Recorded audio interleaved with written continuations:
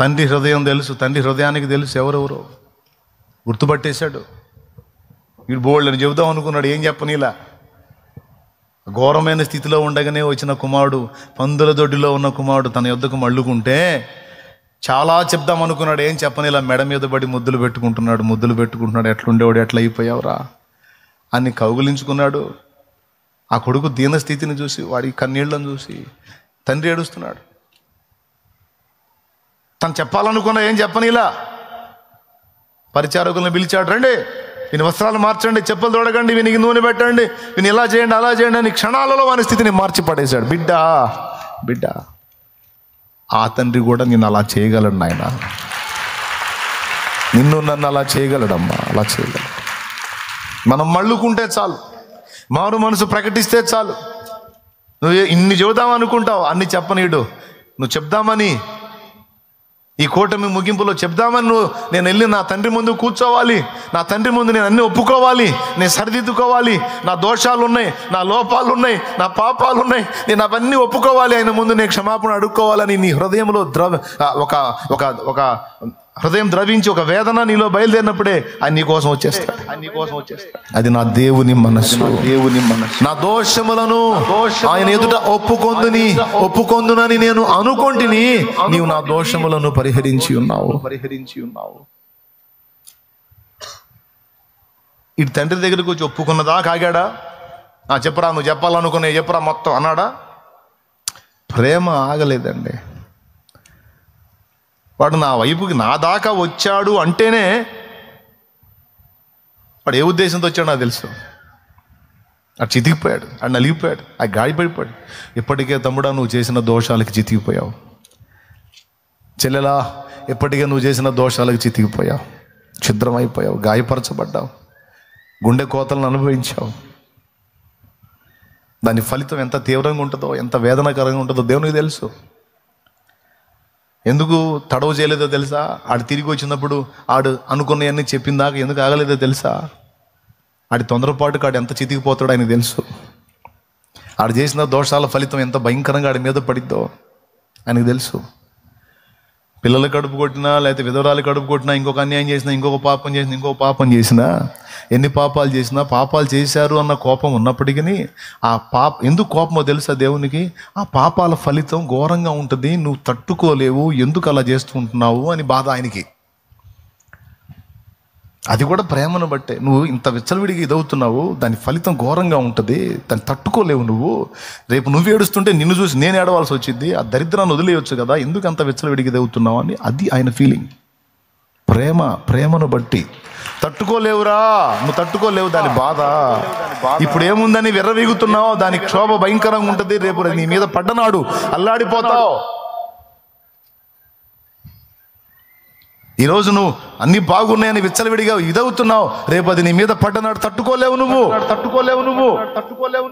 నువ్వు తట్టుకోలేవు, నువ్వు బాధపడతావు, నేను బాధపడతాను, నువ్వు ఏడుస్తావు, నిన్ను చూసి నేను ఏడవలసి వచ్చింది. ఇదంతా ఎందుకురా, వదిలేసేయంట. అది ఆ కుమారుడు తిరిగి వచ్చినప్పుడు ఎందుకు ఆగలేకపోయాడో తెలుసా? వాడు ఎలా పోయాడో, చివరికి ఎలా వచ్చాడో తెలుసు. దేవుని వాక్యాన్ని తిరస్కరించి, దేవుని సన్నిధికి దూరమై, ఆత్మీయతలో దిగజారిపోయి మనం ఎలా అవుతామో దేవుడికి తెలుసు. దిగజారిన వేళ ఎరికో దిగిపోయిన వేళ దొంగలకు చిక్కి తిని. దిగజారిన వేళ ఎరికో దిగిపోయిన వేళ దొంగలకు చిక్కి తిని. దొంగల చేతికి చిక్కిన వేళ గాయపరచబడి తిని. గాయములను కట్టుమా సమరయుడా, గాయములను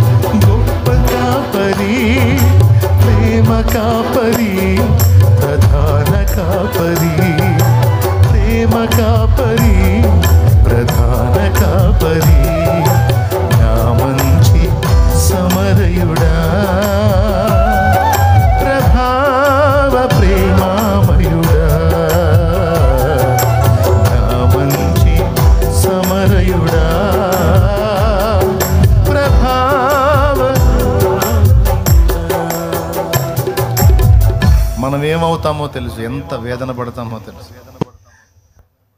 నిన్ను విడిచిన వేళ నీకు దూరమైతిని, దూరమైన వేళ అపవాదికి చిక్కిన వేళ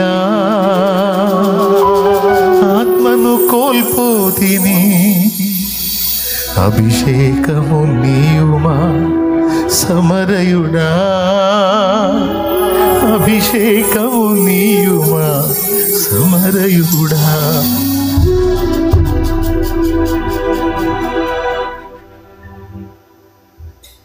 దేవుని పాదాలు పట్టు. ఎందుకంటే ఏమవుతుందో తెలుసు మనకి, ఆయనకి తెలుసు మనకి ఏమైందో. ఇంకా వాడు వస్తే నువ్వు అలాంటి వాడివి ఇలాంటి వాడివి అని గాయపరిచేది కాదు.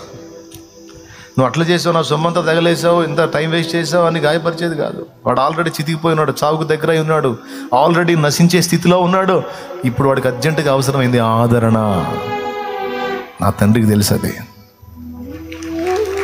వాడు తేడాపడ్డాడు, తప్పులు చేశాడు, అయిపోయింది.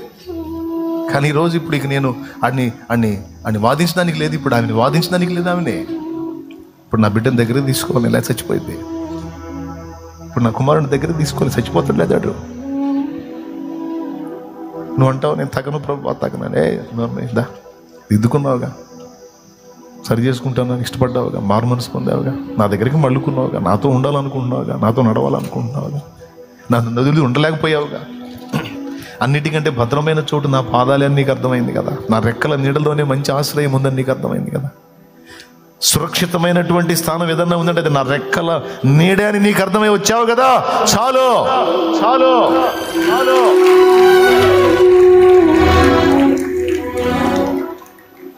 నువ్వు విలపిస్తే ఆయన చూస్తా కఠినంగా ఉండేవాడు కదా, దగ్గరకు తీసుకుంటాడు ఆయన. బాధపడు నేను వదిలేసాను, క్షమించాను, దిద్దుకో, సరి చేసుకో. మరోసారి ఇంకట్లా బలహీనపడవాకు, మరోసారి అలాంటి క్రియలు చేయవాకు, మరోసారి అలాంటి తొందరపాట్లు చేయవాకు, అలాంటి ఆలోచనలకు వెళ్ళవాకు, సరిదిద్దుకో. నేను తప్పకుండా మళ్ళీ న్యూ లైఫ్, నూతన జీవనం, నూతన జీవితం నీకు ఇస్తాను.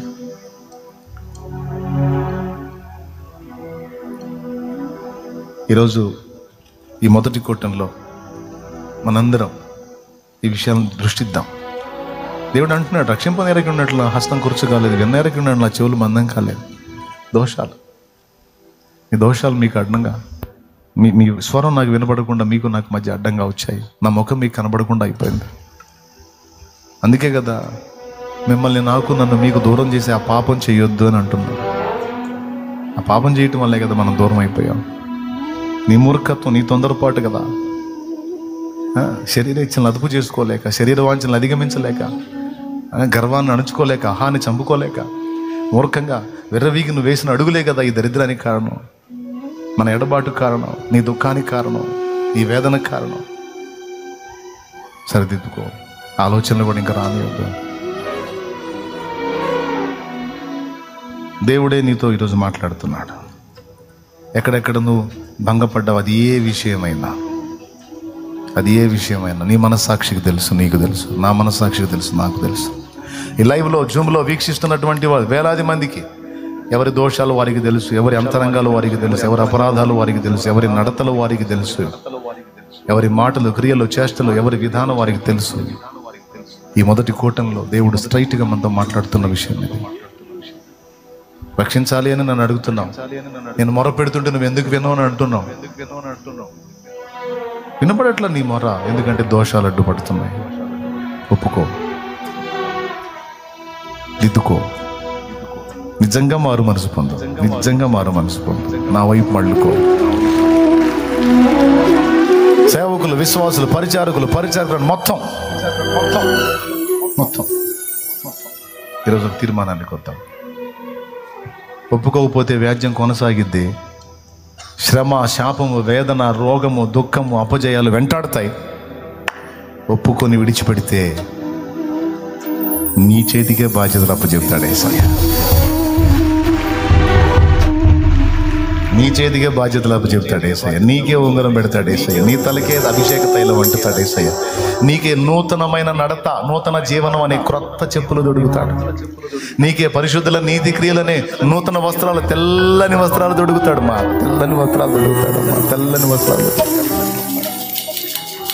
పరిశుద్ధ వస్త్రమే ఆయనే నిన్ను కప్పుకుంటాడు.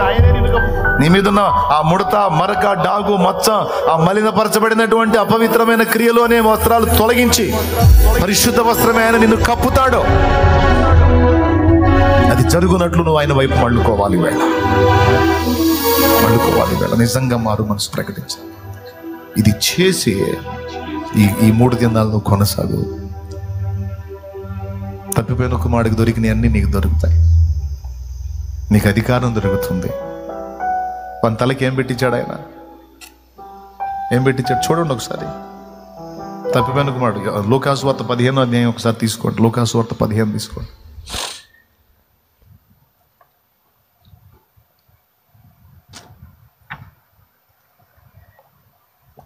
చూసుకోండి. అక్కడ కుమారుడికి బుద్ధి వచ్చినప్పుడు నేను వెళ్ళుదని అనుకుని తండ్రి యొద్దకు వెళ్ళాడు. దూరమున తండ్రి అతన్ని చూచి అతని మెడ మీద పడి ముద్దులు పెట్టుకుంటున్నాడు అనే అనుభవం దగ్గర నుంచి చదువు. 20వ వచనం. 15-20 చదువుతున్నాడు. లూకాసు వార్త 15వ అధ్యాయం 20వ వచనం. వాడింకా దూరముగా ఉన్నప్పుడు తండ్రి వాడిని చూచి కనికరపడి, కనికరం కనికరం కనికరం కనికర పూర్ణుడు నా యేసయ్య, జాలిగల దేవుడు నా యేసయ్య. కనికరపడి పరుగెత్తి వాని మెడ మీద పడి ముద్దు పెట్టుకున్నాను. అదిగో మెడ మీద పడి ముద్దు పెట్టుకున్నాడు అంట. వాడు ఏ స్థితిలో ఉన్నాడో చూడలా. నా దగ్గరకు వచ్చావు అంతే చాలరా. నేను క్షమిస్తాననే కదా వచ్చావు. నేను చేర్చుకుంటాననే కదా వచ్చావు. నేను ప్రేమ గలవాడిని నమ్మే కదా వచ్చావు. విశ్వసించే కదా వచ్చావు. ఇది చాలు నాకు. ఎక్కడ లేదు నాకు మా నానే అనుకొని వచ్చావు కదా. ఇంకేం కావాలరా? ఇంకేం కావాలి? కనికరపడి మెడ మీద పడి ముద్దు పెట్టుకున్న తర్వాత చదువునా. అప్పుడు ఆ కుమారుడు అతనితో, తండ్రి, నేను పరలోకమునకును విరోధముగాను నీ ఎదుటను పాపము చేసి తిని ఇక మీదట నీ కుమారుడిని అనిపించుకున్నటకు యోగ్యుడను కానెను. అయితే యోగ్యుణ్ణి కాను, అనర్హుణ్ణి, అయోగ్యుణ్ణి యథార్థంగా దుఃఖపడ్డాడంటే. యథార్థంగా దుఃఖపడ్డాడు. అసలు ఇవన్నీ చెప్పకముందే మెడ మీద పడి ముద్దులు పెట్టాడు అక్కడ. ఇవన్నీ చెప్పకముందే కనికరం వచ్చింది వాడు అవతారం చూసే.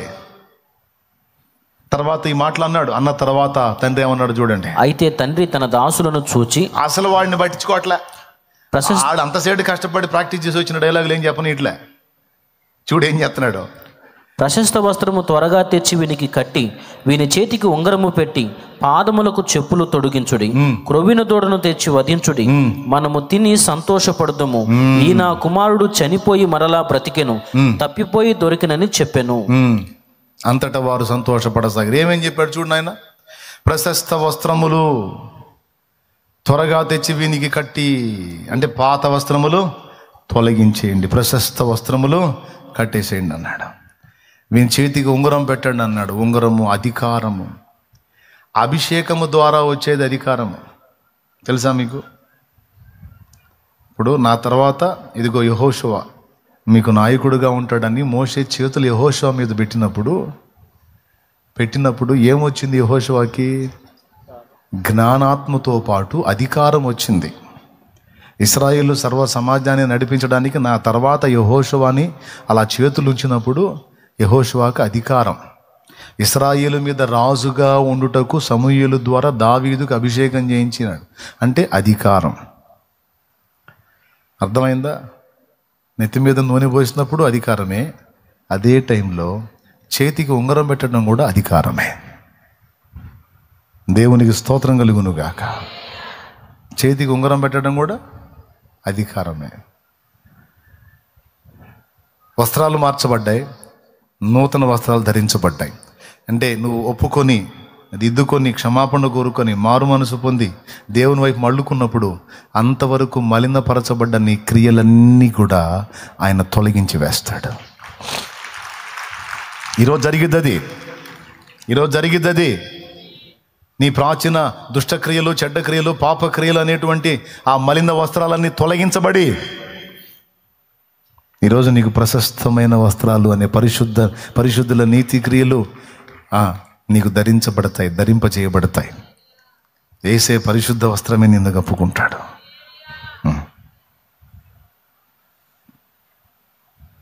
మొదటిది. రెండవది,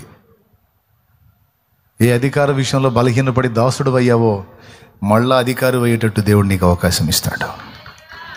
వాడు పోయినప్పుడు అధికారిగా పోయాడు, వచ్చినప్పుడు ఎట్లొచ్చాడు? దాసుడిగా వచ్చాడు. దాసుడిని దాసుడిగా ఉంచాడా, మళ్ళీ అధికారం చేశాడా? చప్పట్లు కొట్టి దేవుని మహిమపరచు. అట్లా నువ్వెవరికి దేనికి దాసుడు కావద్దు. ఇదిగో నువ్వు అధికారిగానే ఉండాలని మళ్ళా నిన్ను అధికారం చేస్తాడు. తమ్ముడా, మళ్ళా నీకు అధికారం ఇస్తాడు. శత్రువు బలవంతుడి మీద అధికారం ఇస్తాడు, దురాత్మల మీద అధికారం ఇస్తాడు, నూతన బలము నీకు ఇస్తాడు. క్రొవ్విన దూడవలే గంతులు వేయునట్లు నీతి సూర్యుని మహోన్నతమైన ప్రత్యక్షత నీకు కలుగుతుంది.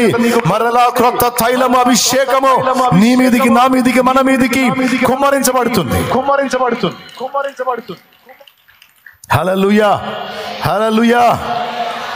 రెండు, మూడవది, నడతలు సరిచేయబడతాయి. చెప్పులు తొడగమన్నాడు. మూడు ముఖ్యమైన విషయాలు. విని పాదములకు చెప్పులు తొడిగించండి. నడతలు చక్కదిద్దబడతాయి,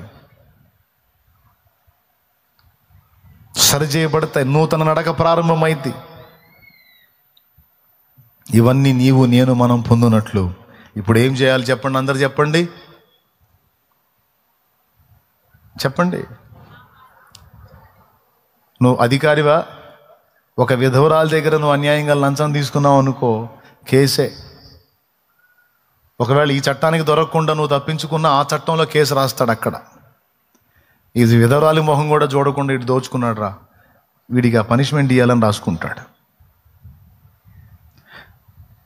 అట్లాగా నువ్వు ఎక్కడెక్కడ ఏమేం చేశావు, భర్త విషయంలో ఎలా వ్యవహరించావు, భార్య విషయంలో ఎలా వ్యవహరించావు, పిల్లల విషయంలో ఎలా వ్యవహరించావు, ఇరుగు పొరుగుల విషయంలో ఎలా వ్యవహరించావు, నిన్ను ఆశ్రయించిన వారి విషయంలో నువ్వు ఎలా వ్యవహరించావు, ప్రతిదీ పరిశీలించుకో. భక్తి విషయంలో నువ్వు ఎలా ప్రవర్తిస్తున్నావు? గర్వంగా వ్యవహరిస్తున్నావా? భక్తి గర్వం ఏమైనా ఏర్పడిందా? నీ మట్టుకు నీకు నువ్వే నీతిమంతురాలిని, నీతిమంతుడిని అనుకుంటున్నావా? అసహ్యపడి ఉంటాడు ఆయన నీ మీద, అసహ్యపడు. ఎందుకంటే గర్వ హృదయులు యెహోవాకు హేయులు. ఈ గర్వం ఏం చేసేదో తెలుసా? ఎదుటోళ్ళని మనం కీతాగా చూసేటట్టు, తృణీకారంగా చూసేటట్టు, ఎదుటోళ్ళని తక్కువ అంచనా వేసేటట్టు చేసిద్ది. మనమే పర్ఫెక్ట్, మనమే పరిపూర్ణులు, మనమే ఉత్తములు, మనమే యోగ్యులు, మనమే అన్ని విషయాల్లో బలంగా ఉన్నాము అనిపించింది. ఎదుటోళ్ళందరినీ చులకనగా చూడటం, తక్కువ అంచనా వేయటం, తేలిగ్గా మాట్లాడటం, తృణీకరించటం, మొత్తం కేసులే. దేవుడు పట్టుకుంటాడు, ఒప్పుకోడు. ఆయన పరిశుద్ధులుగా తగదు. పరిశుద్ధులుగా తగదు. నువ్వు అపోస్తుడైన పౌలు ముందుకు రేపు పోయి నిలబడితే ఆయన ఏమంటాడు తెలుసా? నాకంటే యోగ్యురాలు అమ్మ నువ్వు, నాకంటే గొప్పదాని అంటాడు ఆయన. మళ్ళీ ఆయన కాలి గోటి వేలికి జరిపోమ్మను, వేలి గోటికి జరిపోమ్మను. కానీ ఆయన ఏమంటాడు తెలుసా? రేపు ఆయన ముందుకు నువ్వు పోయినప్పుడు నాకంటే గొప్పదాని అమ్మ నువ్వు, గొప్పవాడివయ్యా నువ్వు అంటాడు. అది దేవుని సన్నిధిలో పరిశుద్ధుల మనస్సు. అంతేగాని ఒకళ్ళ మీద ఒకళ్ళు మిడిసిపడే మనసు కాదు అది. ఒకళ్ళ మీద ఒకళ్ళు విర్రవీగే మనసు కాదు. ఒకళ్ళ మీద ఒకళ్ళు ఆ మనసు కాదు. దిద్దుకుందాం, సరి చేసుకుందాం. అందుకే కదా వచ్చాం, తిండి మానుకొని. మరి ముందు జరగాల్సింది ఇదే. కొంతమంది గర్వంగా మాట్లాడతారు, ముందు నోరు జారుతారు. జారేసావు, పట్టుకుంటాడు దేవుడు. ఎందుకు జారావు? అలా అనకూడదు కదా. దైవజనులు అంటే భయం ఉండదు, దేవుడు అంటే భయం ఉండదు. ఎవరితో ఏం మాట్లాడుతున్నామో తెలియకుండా మాట్లాడతారు కొంతమంది. నా ప్రవక్తలను ముట్టొద్దు అని చెప్పాడు గ్రంథంలో, నా దాసులను తృణీకరించొద్దని మాట్లాడాడు. నాకు వాళ్ళకి ఏదైనా ఉంటే మేము తెలుసుకుంటాం, నువ్వు నోరు జారకూడదని చెప్పాడు. ఎక్కడెక్కడ తేడా పడ్డావో దిద్దుకో. గర్వహృదయం మంచిది కాదు, అహంభావం మంచిది కాదు, వినయం కావాలి, దీన మనసు కావాలి. అలాగే ఎక్కడ కృత్రిమంలో ఉన్నావో, కామ వికారాల్లో ఉన్నావో, హేయ కృత్యాల్లో ఉన్నావో, అవిధేయతలో ఉన్నావో, అపవిత్రతలో ఉన్నావో, దురాలోచనలో ఉన్నావో, ఎక్కడ లంచగొండిగా ఉన్నావో, ఎక్కడ ఎవరు కడుపు కొట్టావో, ఎవరికి అన్యాయం చేసావో, ఎవరిని ఏ విధంగా దుఃఖపెట్టావో ఈరోజు ఒప్పుకో. ఈరోజు ఒప్పుకోను. నా తండ్రి తన రక్తము చేత నిన్ను నన్ను మనల్ని కడిగి పరిశుద్ధపరచడానికి సిద్ధంగా ఉన్నాడు.